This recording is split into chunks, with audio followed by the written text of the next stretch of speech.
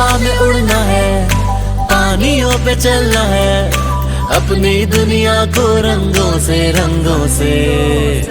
भरना है। Assalamu alaikum students, how are you? I hope you are all fine and enjoying good health.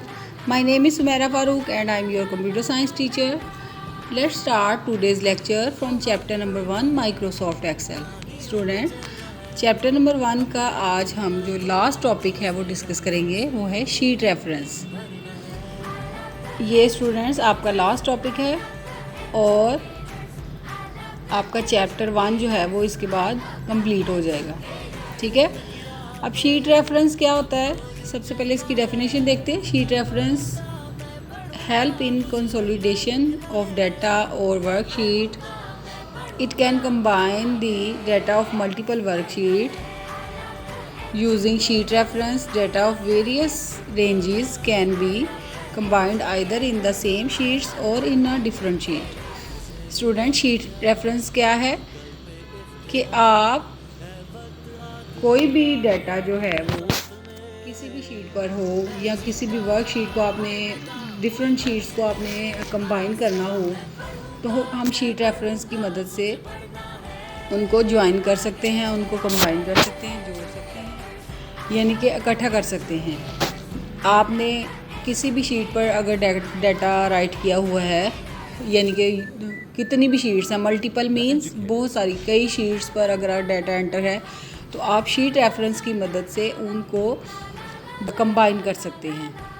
ठीक है, या तो एक शीट के ऊपर या डिफरेंट शीट्स के ऊपर, जैसे आपकी रिक्वायरमेंट है वैसे आप शीट रेफरेंस की मदद से डाटा को इकट्ठा कर सकते हैं। Data of various ranges can be combined either in same sheet और in a different sheet. Data of various ranges mean कि आपने जितनी भी रोज़ कॉलम्स यूज़ किए हुए हैं डाटा को राइट करने में, ये उनको भी एक शीट पर या डिफरेंट शीट्स पर इकट्ठा कर देता है।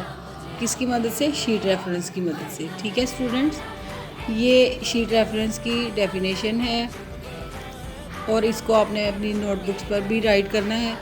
ठीक है स्टूडेंट्स, अब इसकी एग्जांपल देखते हैं कि कैसे ये जोड़ देता है एक शीट पर डाटा को। एग्जांपल में देखें स्टूडेंट्स, आपके पास 2 शीट्स हैं, यानी कि 2 वर्कशीट हैं, शीट 1 एंड शीट 2। ये शीट 1 है और ये शीट 2 है। एक डाटा जो है वो 2018 का है, ठीक है, और एक डाटा जो है वो 2019 का है। अब इनको हमने कंबाइन करना है एक शीट के ऊपर, तो हम ये काम किसकी मदद से कर सकते हैं? हम शीट रेफरेंस की मदद से इन दोनों अलग अलग शीट्स को, अलग अलग वर्कशीट्स को हम एक शीट पर यानी कि एक वर्कबुक बना सकते हैं।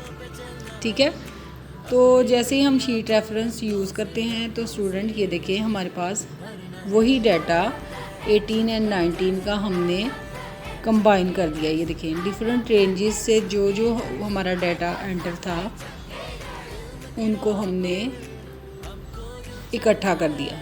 ठीक है, इसको हम शीट रेफरेंस कहते हैं। ठीक है, ओके स्टूडेंट्स, ये आपका लास्ट टॉपिक था और इसके बाद हम एक्सरसाइज देखते हैं। एक्सरसाइज में स्टूडेंट्स पेज नंबर 28 है, इसमें फिल इन द ब्लैंक्स आपने करनी है। ये मैंने आपके सामने जो पेज स्लाइड पर शो हो रहा है आपको, उसमें फिल इन द ब्लैंक्स है।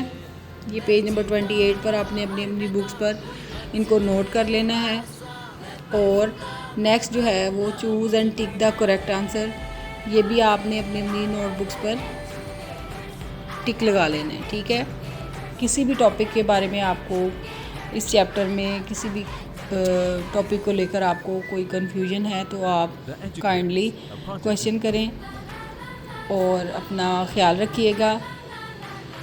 फिर से मिलेंगे एक नए चैप्टर और एक नए टॉपिक के साथ। अल्लाह हाफिज़।